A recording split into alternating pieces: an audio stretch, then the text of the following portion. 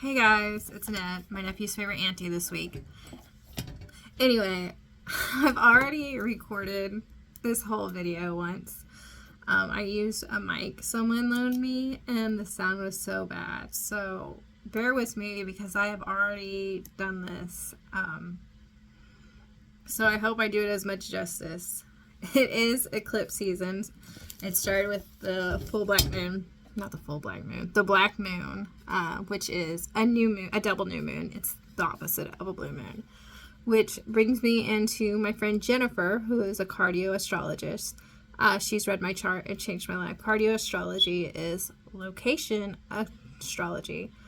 Have you ever wondered if your location is letting you live to your full potential, or are you thinking about moving somewhere? Jen can help you with that. She can read the lines and tell you if you are at a place that is allowing you to bloom or holding you back. I will leave her link in the description. Anyway, it is Thursday, the last Thursday of the month, so it's a conspiracy theory video. And today it's giants, but not just giants in Missouri, because I'm from Missouri and I think that's really cool. And there was surprisingly a lot of information about it. And first I want to go a little bit into giants. So every culture has some sort of mythology, legend, spoken, oral history that has giants, starting all the way back to ancient Mesopotamia with what we consider the first great work of literature of Gilgamesh. Gilgamesh being the giant in question. And of course, we know the Bible had Goliath, Nimrod, some books that have been removed had the Nephilim in it, but that's a conspiracy for another day.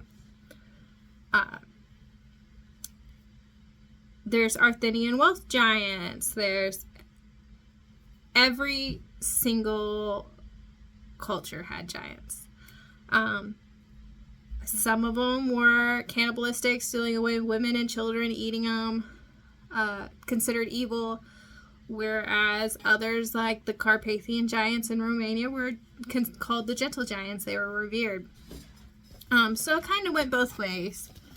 And it was interesting because I've heard it range from they were 6'9", which will be important later, all the way to like 20 feet tall. They were considered came from gods, in some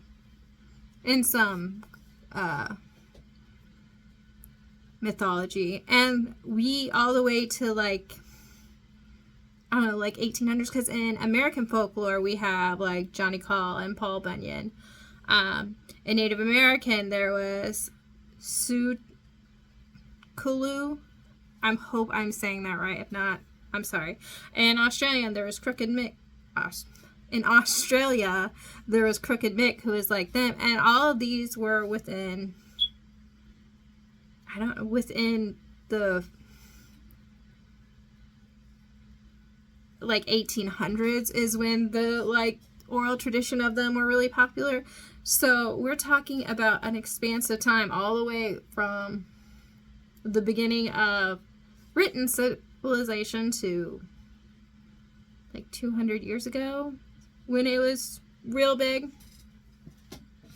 And I said they ranged in size, but they also there's photos, and if you look up on Google, of course it says there's no evidence, but there is photos of what can be considered evidence. Like I've seen like a 6-foot man laying next to a much bigger skeleton. And I've applied links to newspaper articles in the description that I could find. A lot of the newspaper articles I went looking for were gone. So, and all the photographs, like I didn't want to include because they weren't like reliable sources, just for the sake of keeping it, I guess, academically pure or something. Anyway, some of the giants had 2 rows of teeth. Like the first row and then a row behind it like a shark, and then some just had regular. There was at least one race of giants that were all like blonde or redhead that were like really feared. So that's a little bit of giant lore. But as I said, I'm concentrating in Missouri because I'm an Ozarkian and I think it's cool. And like I said, I found a lot. I think the first thing I'm going to start with is Moberly. And the reason I'm starting with Moberly is because a few years ago, I knew a guy from Moberly. His family had lived there forever. So a lot of this is coming from word of mouth from him. There was a newspaper article. I had seen it. Like, he showed me. And I can't find it. I don't know if I'm not looking in the right way, or it seems like things are harder to find on the internet these days, but it's not my business. Anyway, so in Moberly in 1895, so the New York Times reported about Moberly in April 9th, 1885, but I couldn't find it. That they found a city under a mine shaft. And what happened is Mr. Keating and Mr. Coates were, I was told by a citizen, they had been drinking and were daring each other to go into this mine shaft. Well, the mine shaft like broke out into a cave, and Missouri, if you don't know, is the cave state. There's caves everywhere. I've been to so many caves in my life. Like, you can just be walking around and it's there in the woods and you go in it. It's gorgeous, but there's just so many of them. Anyway, they went down to this coal shaft and it opened up into this giant underground metropolis.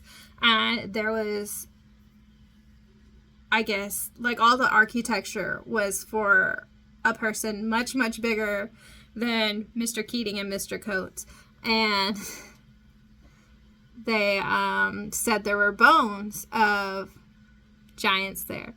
So, of course, the next day, everyone's like, oh, you've been hitting the jar too much, guys.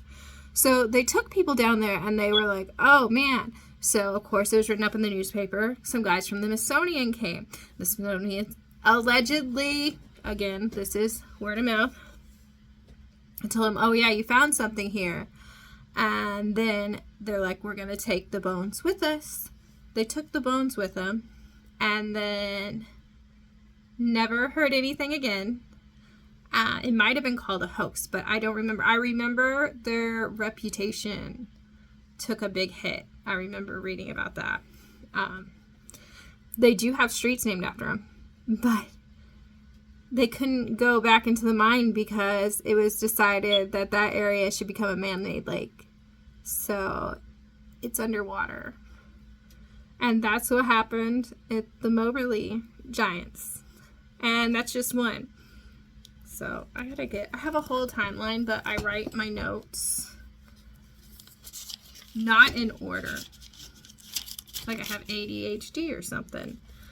Anyway, I did find an article from August 16th, 1883, when a Mr. J.H. Heinley from Bernard, Missouri, was cleaning up digging in his yard. There was like a little mound there, and he's like, what's this mound? And discovered a 12-foot skeleton. And I don't know if anything came from that. I think it's really, I am like picking through, but I think it's important to note that in the last 160 years, there have been more than 20 reports of giant skeletons. And that's not, there was 20, that means 20 reports of found skeletons. So like way more. In fact, I'll go into some more, but so it's a lot. Like, for something that's not supposed to exist, that is a lot of reports, you know. Anyway, so that was in Bernard, Missouri. And then in the Kansas Globe, which I have another newspaper article linked for, in Metesno, Missouri, I think it is. It's up by Kansas City. No, it's up by St. Joe. It's kind of the same area.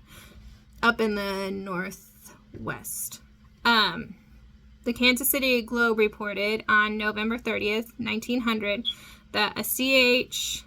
Beehler found 3 skeletons of men, all ranging 10 feet tall. And mind you, these articles are like a little tiny. They don't give much information, because if I had more information, I would give it to you. I don't keep it hidden in a basement for my own purposes to control information. Anyway, and I'm trying to go in chronological order. It's not, okay, this next one really isn't in Missouri, but it's near the Ozark area. It actually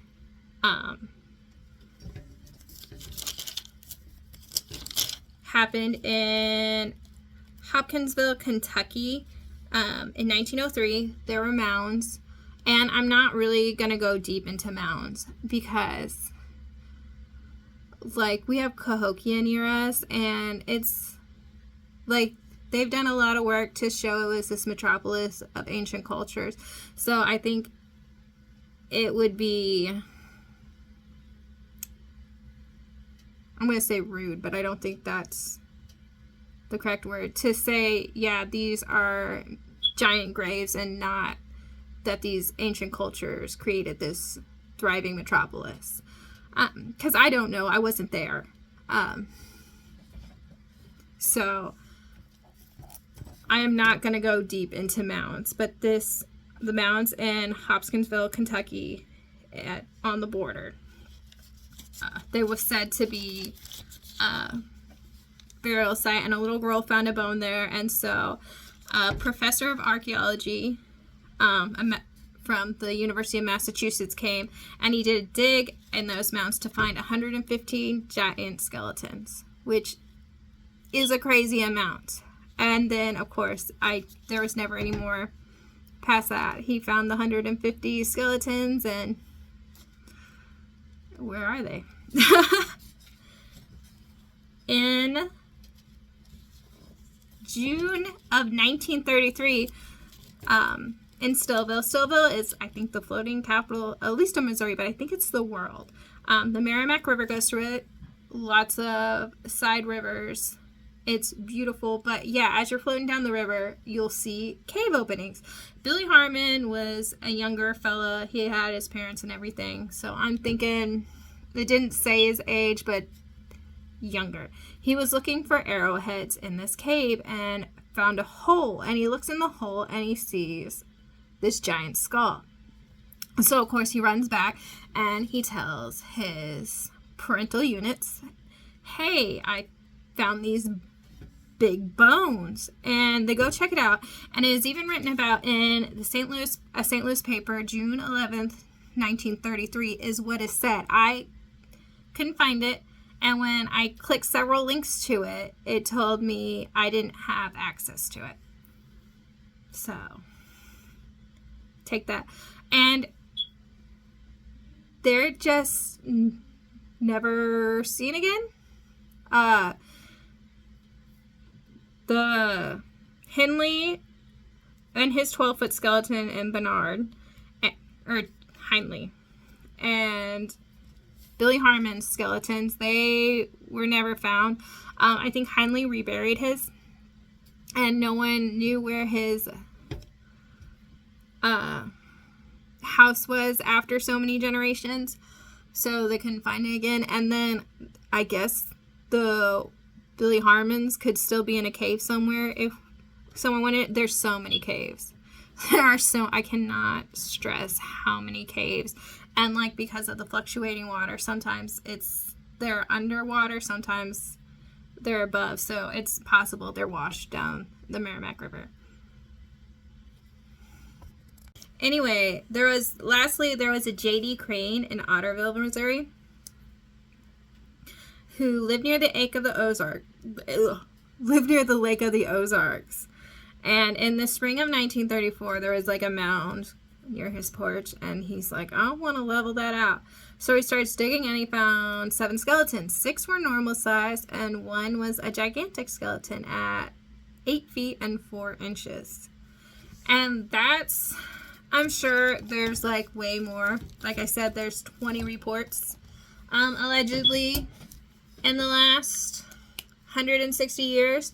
But those were the ones I could find the most information about. Like I said, it wasn't a lot. But I lost my train of thought. Anyway, I think there's got to be some truth to giants. Obviously, if you know genetics, there's no gigantism, but there are conditions that cause people to be larger. Like, there was a local man whose shoes on display a couple cities over who had a pituitary issue, and he ended up being like 8 foot tall. King Tut's father, or it was King Tut himself, I don't remember which, had Marfan syndrome, which brought me into the 6'9" thing. Is I'm 5'1", so I am small, which is about how people would have been in the 1800s due to malnutrition, or I didn't get enough protein growing up. So I think that's why I'm 5'1". It could be genetics, but I am the shortest one in my family. Anyway, my husband has a genetic cousin to Marfan syndrome. So he is 6'9", and I'm going to show you his boot. It's a size 18. So if I'm in the 1800s and I see a skeleton with a foot that size, I'm going to think giant, you know? I look at my husband sometimes and I think giant. But it could just be some weird genetic mutation. Why I think that's perfectly reasonable, logical reason, I don't necessarily believe that's all of it. Because if you think back to prehistoric times when we have like Terraboa and giant flora and dinosaurs and bugs like the size of, I hope there was a giant human with feet big enough to squeeze those bugs, because they give me the creeps. Good morning. So my camera got disconnected, so we're finishing up this video in the wee hours of the next morning. I believe we were talking about giant bugs and how I think there should be giant feet to squash giant bugs. But aside from that, I do think that there's just so much mythology across all cultures to completely write giants off as just fictitious. And I don't mean just, genetic mutations. I mean like an actual species of giants.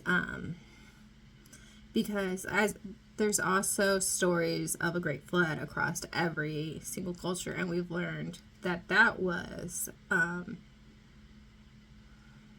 thing. I can't remember what it's called. There's a name for it. It's not the Great Deluge, but that's another like colloquial term. But yeah, so I personally think there was giants. That doesn't mean I'm right. That's just my opinion. So you might be like, why would they cover it up? And I don't know. Like, it seems like a silly thing. But I think really when you get down to it, it's the fact that our history went from oral tradition that was once shared with everybody. So it was everybody's history. You couldn't really hide it because it was all word of mouth. To it became a scholarly thing. Only those well-read and right, and in certain areas, because a lot of people were excluded from being in this scholarly club. Like, even Pythagoras had to, like, hide out and have, like, secret clubs to be able to do music and discuss ideas. And he was part of the scholarly club. So, you know, I think there has been so long just certain people allowed to know things and control the flow of history and what is remembered and what is forgotten. That anything that goes against that control has to be, you know, scoffed at, forgotten, you know.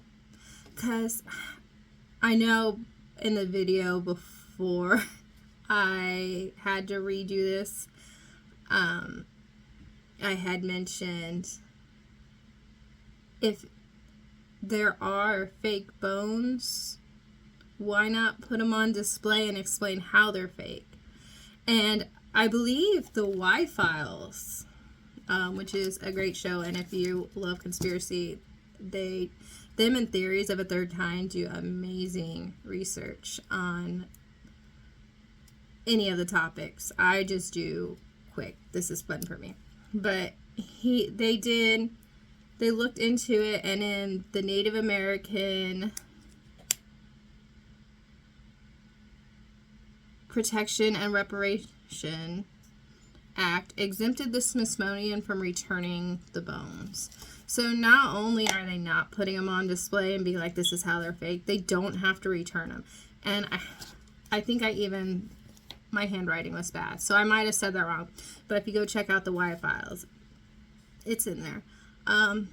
But yeah, why not put them on display or return them to be studied now if they're fake, you know, if it's a hoax? Like, that would be the quickest way to stop any talk, you know, tangible evidence. I get made fun of a lot, or I used to. I'm getting kind of vindicated now, but I would always tell people I don't trust the news, like, and it's all because junior high history class, when we were learning about communism, the fall of communism, the fall of the Berlin Wall. Excuse me.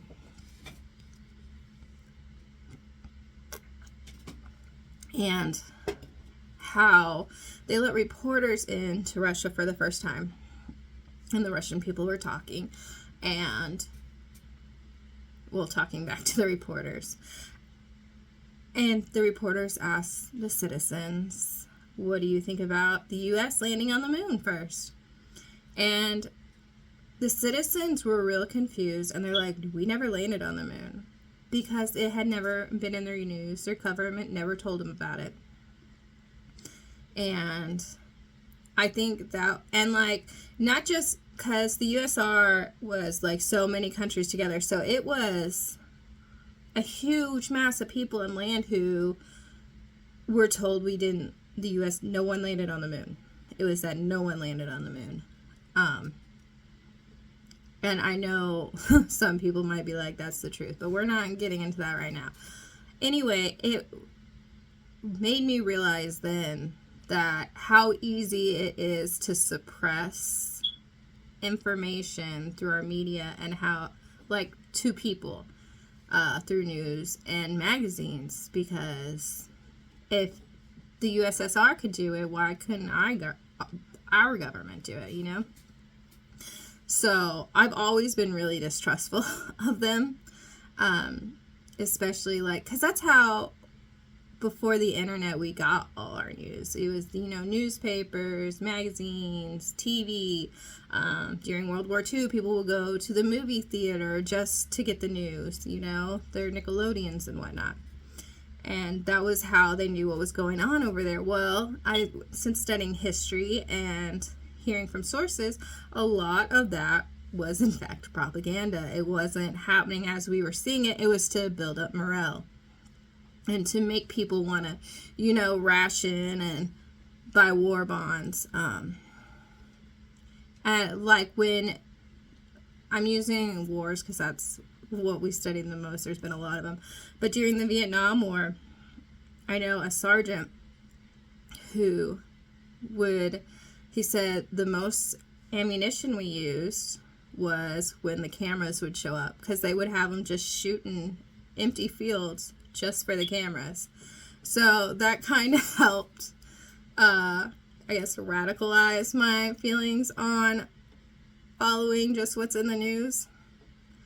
And these last few years haven't helped at all. Like, it's getting blatant, obviously. Anyway, all that's just a roundabout way of saying I think you should question everything. And how I think, it would be easy for a group who is put into power, like some at a specific history museum, to suppress knowledge. Because if you're told, like, these are the experts, they know what they're talking about, don't question them. Most people aren't. Most people haven't, because they're in charge, and you're supposed to be able to trust them. That's kind of supposed to be the, like, tit for tat. But I'm not sure that's always how it goes. They need to watch more Spider-Man. With great power comes great responsibility. But anyway, that's my thoughts on giants. As I mentioned, it's just a quick glance, and more so into the Missouri side because I think it's really cool. And if you want to, you can look into your state because, like I said, something went up my nose. I'm sorry.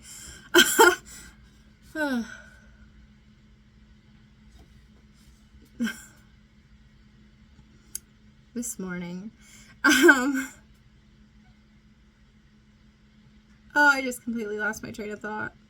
Oh, if you want to look for your state, like I said, you can find it everywhere. I just did Missouri because I'm an Ozarkian.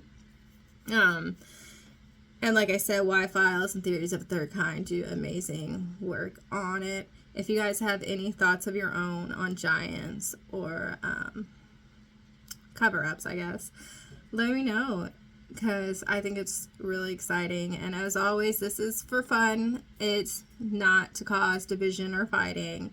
It's just, sitting around talking with friends. Anyway, you guys have a great day.